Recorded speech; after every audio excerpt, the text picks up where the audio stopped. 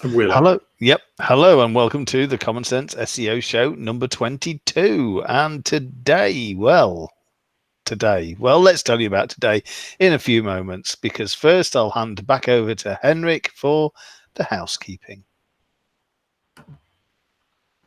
Or will I? Sorry? Yes, I says I'll hand over to Henrik for the housekeeping. Oh, sorry. I was just confused here. Yes. It's a good day today, we can tell you. So I just want to check if anybody can hear and see us. So please give a one in the chat. And whilst you are typing that in, remember to like the show, and also if you do, of course, and also subscribe to the channel if you haven't done that before. So over to Tony.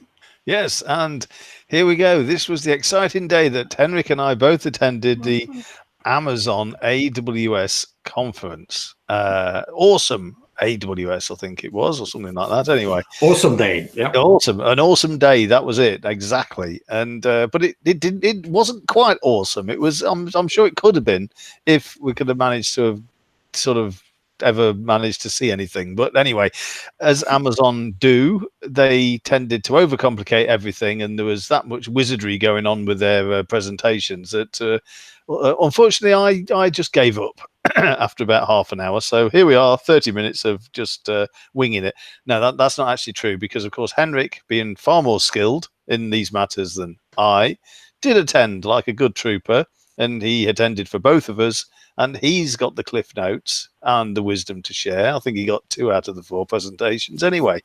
But nevertheless, there's some little nuggets in there, and what it will do is it'll trigger conversations for us to discuss further down the show. So stay with us, and who knows where we'll end up. And that's always the best thing with SEO, isn't it? Let's just go on an adventure and see where we come out of the rabbit hole. So Henrik, tell us how the awesome day went. Well, the awesome day went a little bit odd, because I thought I could pick up the show on a mobile, because I was out and not in the office. So I actually missed a little bit of the first 2 sessions. But let's go into, in general, what AWS is about. And Amazon Web Services, as it's called, has a lot of services which you can use in your day-to-day business. And one of the things that I think most people use is the I just need to get my cursor away. Is the S3 buckets, where they store documents in, and I'm pretty sure that most of you are aware that you can host a static website on Amazon. And I'm just going over here, try to show an account, and let me just grab that and share my screen here so you can see. Can everybody see my screen now?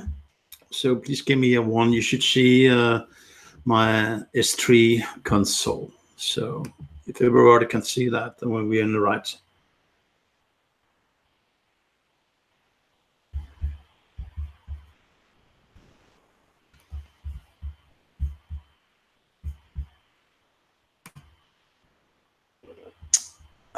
And the answer is yes. Good.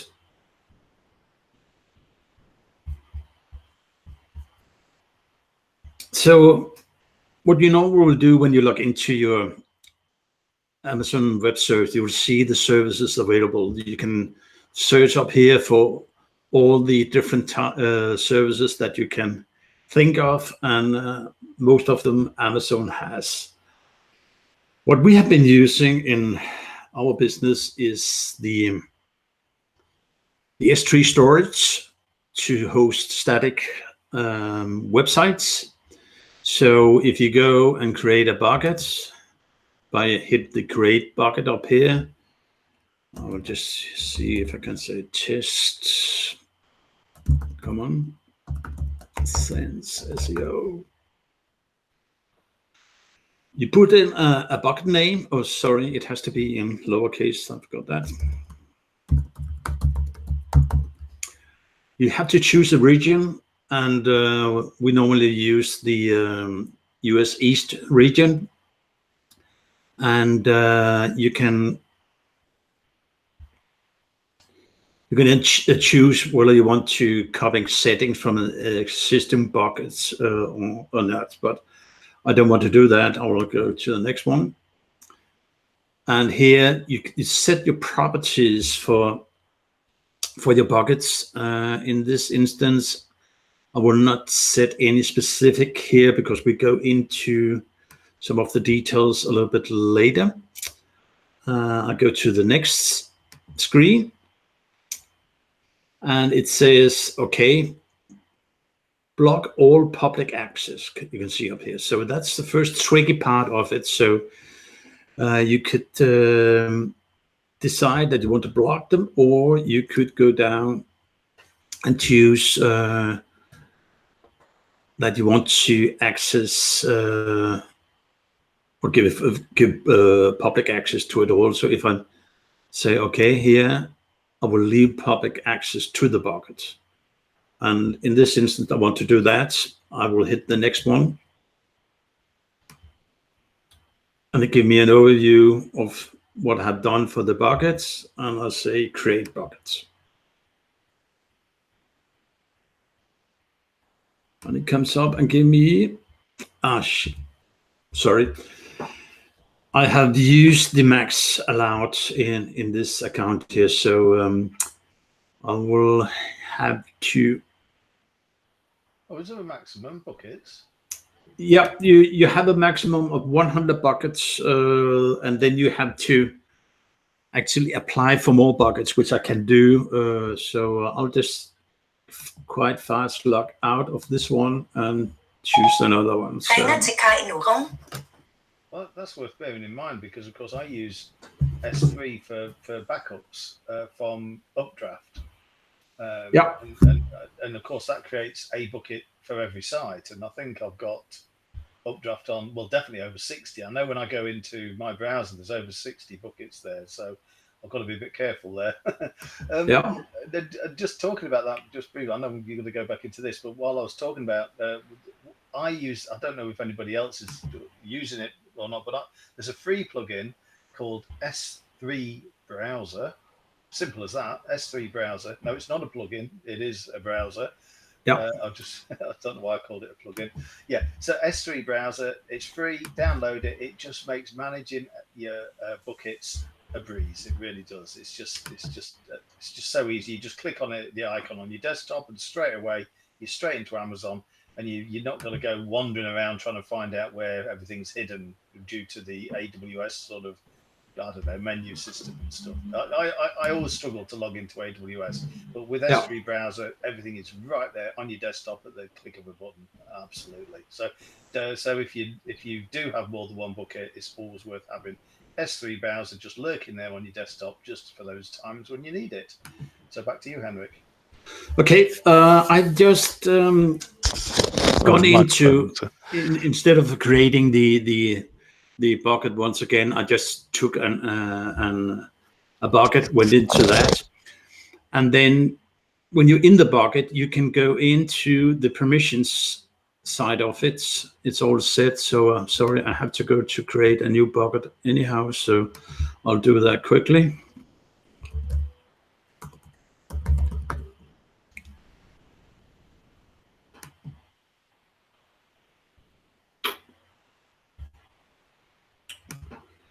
So I'll go to US Northern Virginia. Okay, click on next. Give me an error here. So I'll just go into 1, 2, 3, 4. I hope that will do. Testo.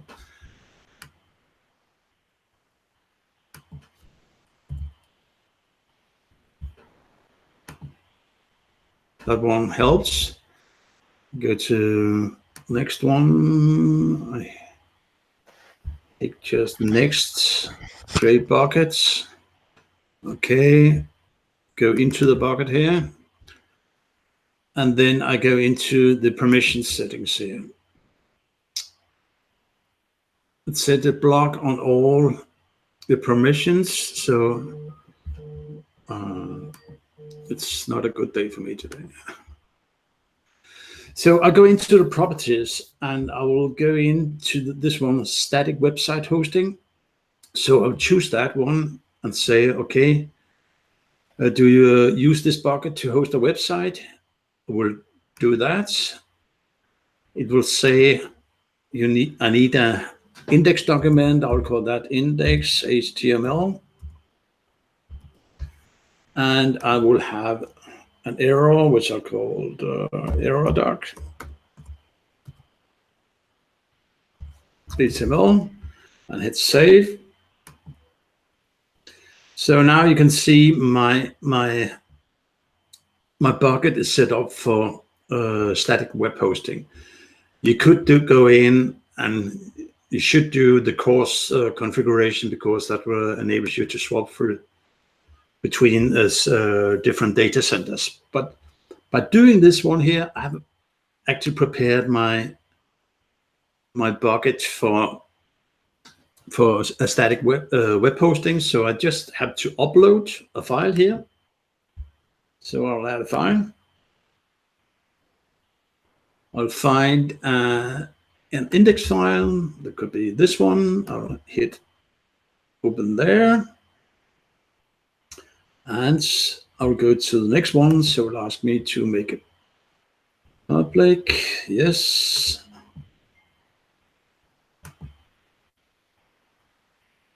Don't need to change anything here in the next one. I could put in metadata headers if I like that, but I'll leave that because we have put it in already, and I'll hit upload. So you can see here, I have now an index, and if I'm going to this one, I can take that document, copy this object URL here, and I can go into a new browser session.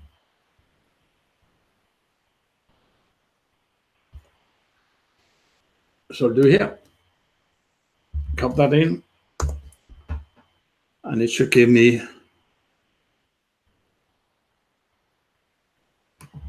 an error code, so I haven't set the permissions correctly.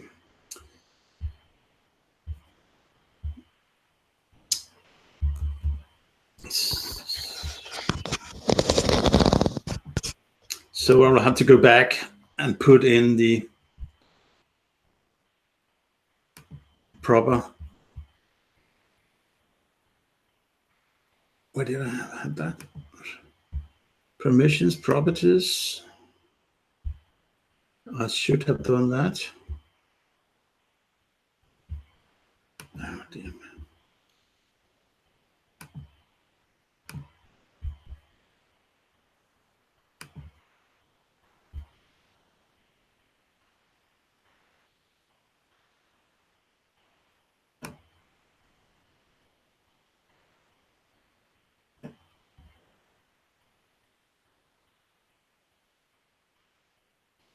And I think I don't know what went wrong here, but that's in principle what we have to do in terms of putting up an HTML page on an AWS bucket. And I think you have to set the permissions to all the other files, don't you? The images and anything else is getting pulled into the PHP or the index file. Yeah. You have to set access permissions to those as well.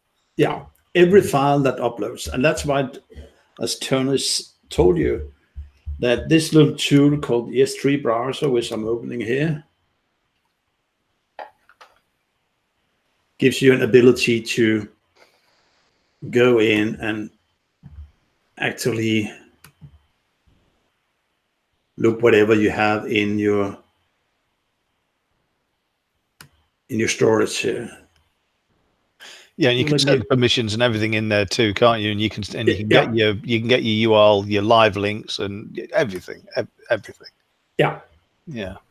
So what I'm just showing is the poster. Let me find a document within one of these sites here.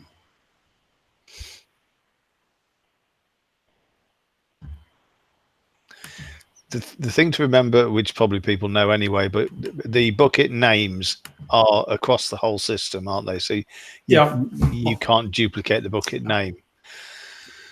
So what I've up here, Tony, is I have in the S3 browser, I've chosen the index document, and you can see down here under permissions, it has the ownership, which is full control, and all users has a read access to it.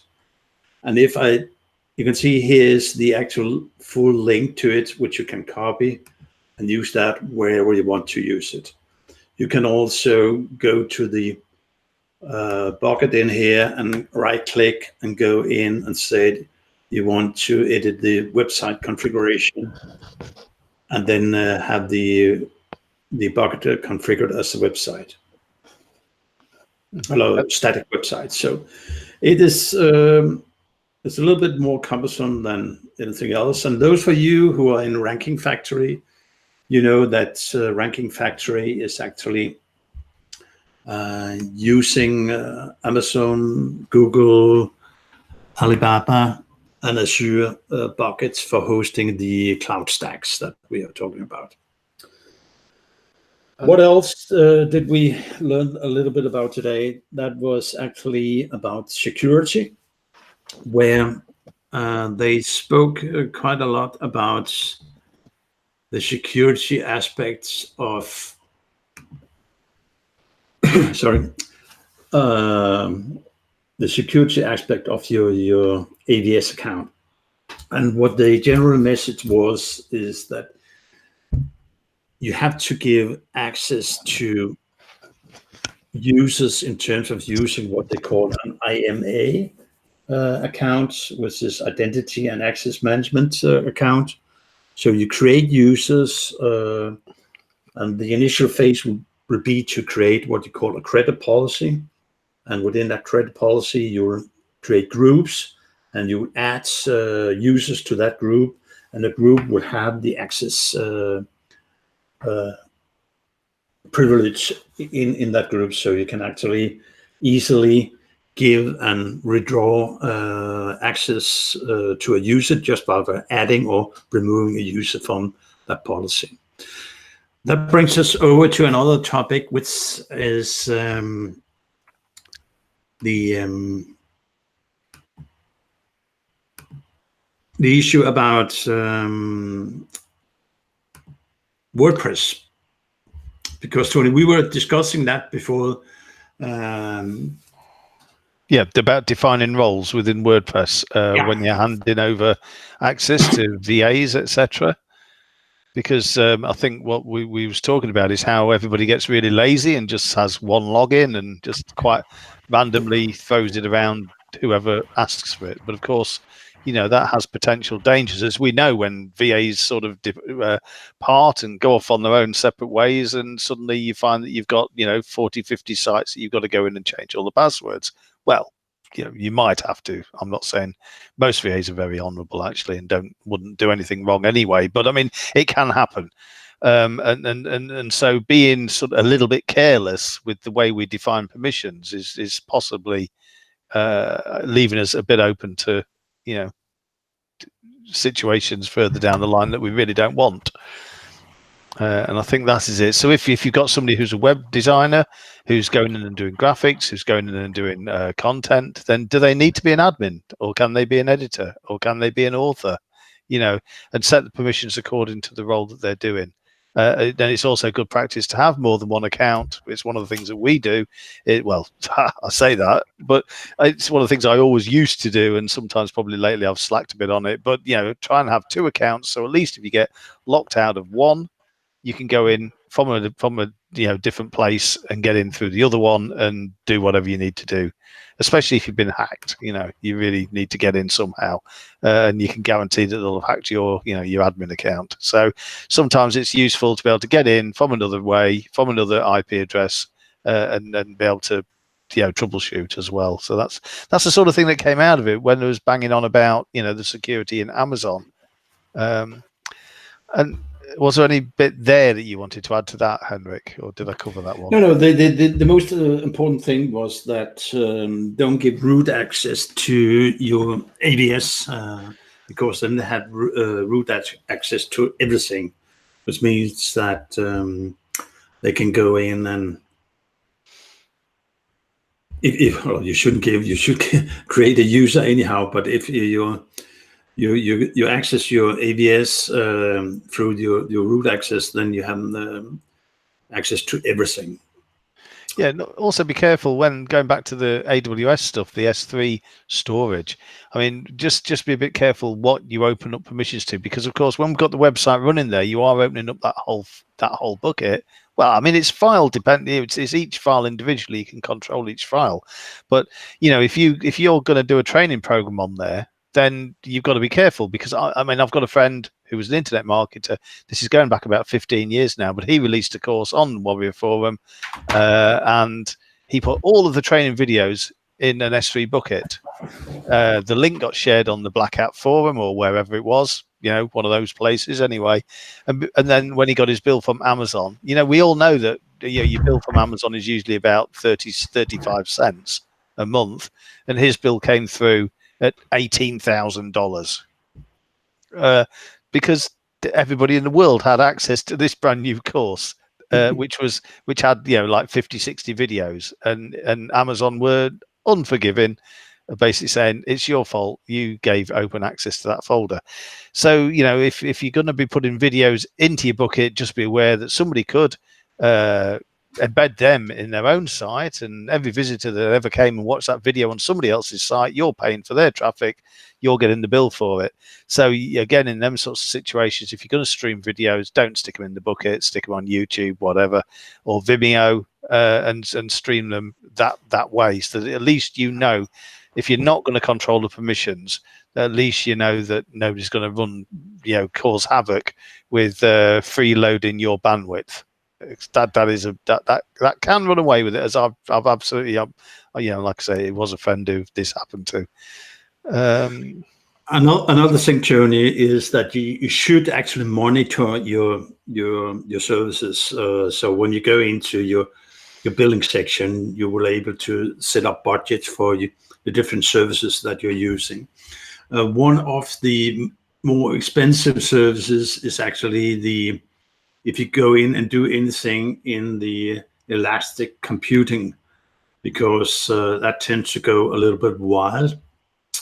Another area where you could go into is I've been playing around with bots, bot makers, in one of the services where I thought I didn't use it so much. I actually ran a bill for £80 within a month because I just left it. And this machine learning algorithm was actually teaching, and I forgot to stop it. So, but it was it was a very clever algorithm by the end of the month. Yeah, for the cloud hosting, yes. Yeah, yeah. So those are the sort of things that we wanted to put across today about that. I mean, Amazon S3 is, as we know, it's cheap storage. But now one thing we haven't covered. You see, we've shown people how to host these single-page HTML files on S3, but why on earth would they want to? I don't know. Well, I think you do. Yes. Yeah. I mean, the thing is you go and put an index.html file up there in your buckets. You get in whatever it's there. You go and check the metrics, and of course it's flat zero. There's nothing. There's no metrics whatsoever. But send a backlink to that page. Do very little indeed. Ping it, index it, do whatever you need to do to it. You don't need to do much. And as soon as that file is sparked into life, you're rewarded with some healthy metrics, aren't you? Yeah. Yeah. So and another thing that's again, for those who are using Ranking Factory and do the cloud stacking there, Amazon can sustain quite a lot of backlinking to that particular page. And if you then have that page either as what do you call it, a masked domain, so you have a domain which actually linking to that page in your Amazon bucket, you can actually push a lot of backlinks to that actual domain without getting hurt on the actual domain. So, for example, if you had a local business website, perhaps, this is just a suggestion, you could have a single page over there on Amazon that is promoting your plumber in whatever, in London, and then you could throw as many links as you want at that page. That page is going to get pumped up, good authority, good metrics, should I say, and it is also associated with your domain. So that's the sort of things you can do, and it's not harming your domain because all the links and all the dirt, as it were, is getting thrown at an Amazon hosted page, and Amazon can sort of pretty much cope with anything, can't they? But we have to stress that it's the URL for the bucket that you hit, not the domain as such. Yes. Yeah. yeah. So, but these are the sorts of things you can do. It's pretty good for affiliate marketing. You can go in, you can sort of create buckets and things with a bit of branding going on. Can't say too much just publicly, openly, but you can do these sorts of things. You can put lots of single page websites out there. So if you really want to capture a lot of keywords, rather than spamming the heck out of your own site with mass page, which some people do and some people get away with, it's not the best way for others. I don't particularly like doing I don't like the idea of 1 million page WordPress sites, to be fair. I prefer not to. So rather than spamming lots and lots of pages on your own site with every keyword that you can imagine, then you could go over to S3 and put as many of those sorts of pages out there as you wanted to, and channel the visitors back through to your own. Now, I know this was abused a while ago, wasn't it, Henrik? I think this exact sort of thing. So I think you've got to be a bit careful of how you go about it. Yeah. I don't think it's quite the easy ticket as it used to be. As nothing is. I mean, as soon as people realise that there's an easy way to get links and power from S3, then it gets shut down or whatever. But anyway, that's the sort of thing we're talking about. That's why you'd want to be converting your buckets into web assets, and then using those web assets, single page websites, whatever, and using those to help boost your rankings. For whatever, for keywords, for locations, and so on and so forth. And I think at that point, I've probably said enough. Yeah. What else? Amazon showed us some training sites. So if you go into amazon.quicklabs.com, you can see a lot of training regarding Amazon services, where you can go down. Some of them are free, some cost something, but there's a lot of training in there. What else? We have a hub, an Amazon resource hub. I'll put the links into a chat in a little while. And there's also showcases for how businesses have used the artificial intelligence on the site. And let me just show you a little demo here. So this little app has used the Amazon AI. So if you take a picture or upload a picture, this instance is previous show thumbnail, which is correlation, CommonSenSEO.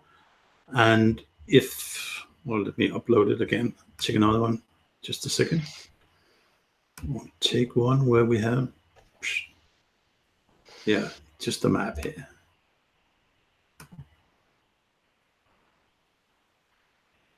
You can see it's detecting.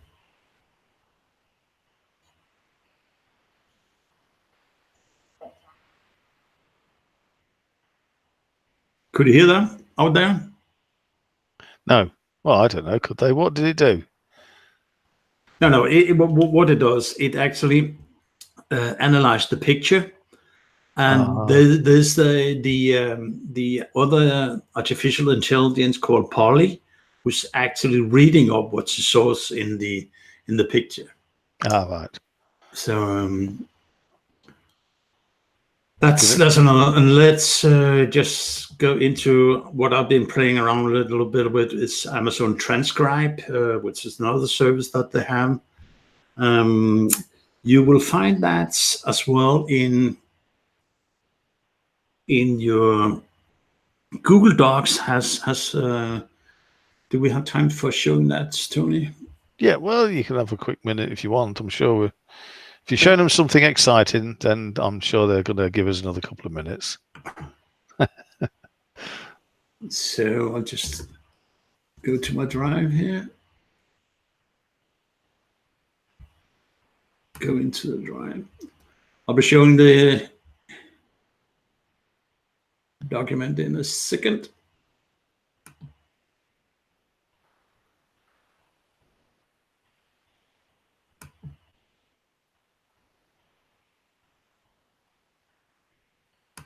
My machine is a little bit slow today, but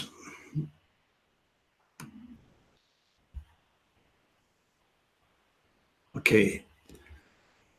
Here I have loaded a Google Documents, and one of the services you can use, similar to, in principle, the transcribe service, is the one called voice typing.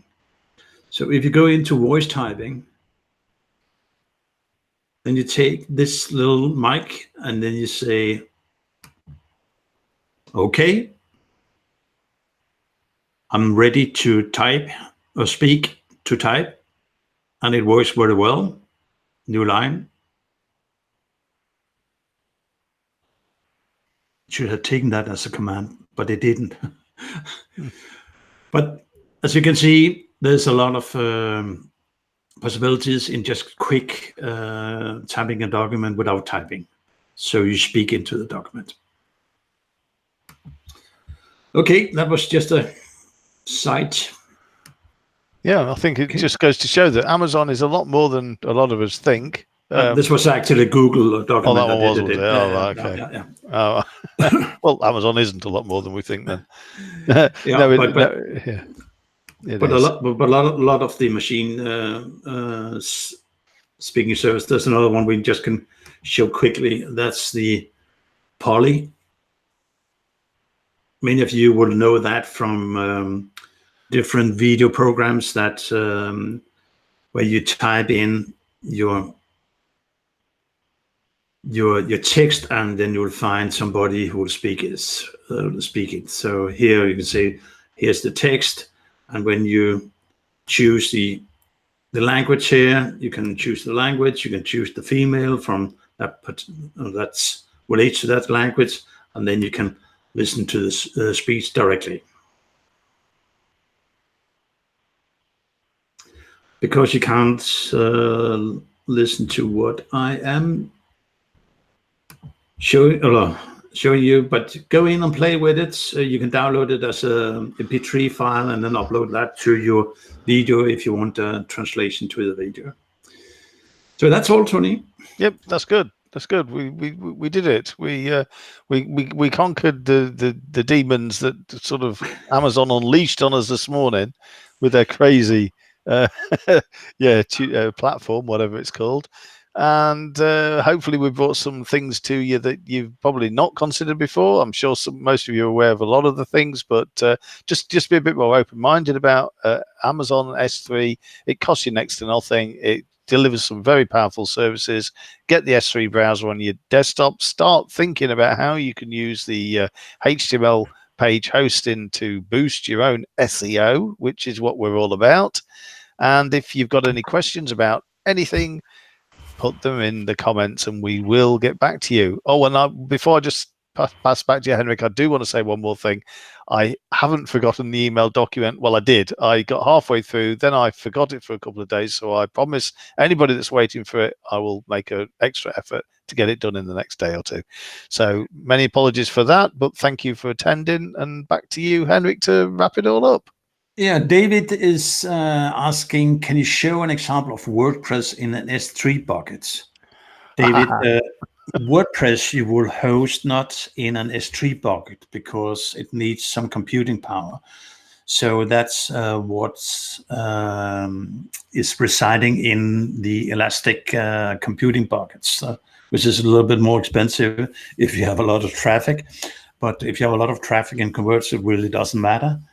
I will recommend you to go into the AWS marketplace, where you'll find, I've been using Bitami WordPress installation, where you can then go in and host a WordPress site on Amazon.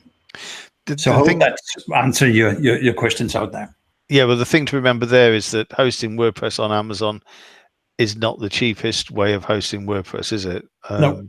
It's not, and again, if it's a speed type that you're looking for, I mean, one of the ways that, sorry, I'm dragging it on again here, but one of the things that I have done in the past is where you can get these offload type plugins for WordPress, where it pushes everything up that it can up onto S3, so it probably keeps the core down on your own routine hosting, but it puts everything else like images, documents, videos, literally everything else up on plugins and all those sorts of things. Anything that's executable, it puts them out onto S3. So it's running sort of 70% on Amazon and 30% on your own hosting, which is meant to give you speed increments. But I would sort of also suggest, if it's speed that you're after, then I would probably go looking at something like this cluster hosting that we talked about last week, where that's using the Google DNS and the Google servers. And that's not ridiculously expensive. So for me, that's a better and easier option. Amazon is complex at the best.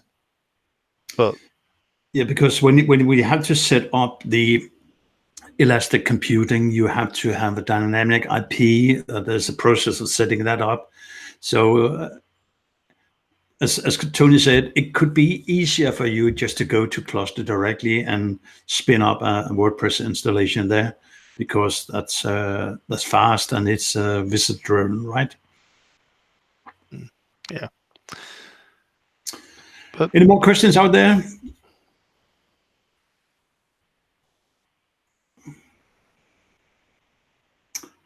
Seems not to be that. So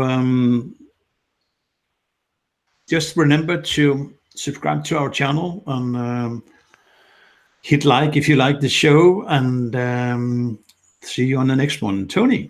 Yes, thank you very much. We'll catch you next week, and we're not going to any more conferences, not on the morning of a show anyway. Yeah, that's for sure. No. See you next week.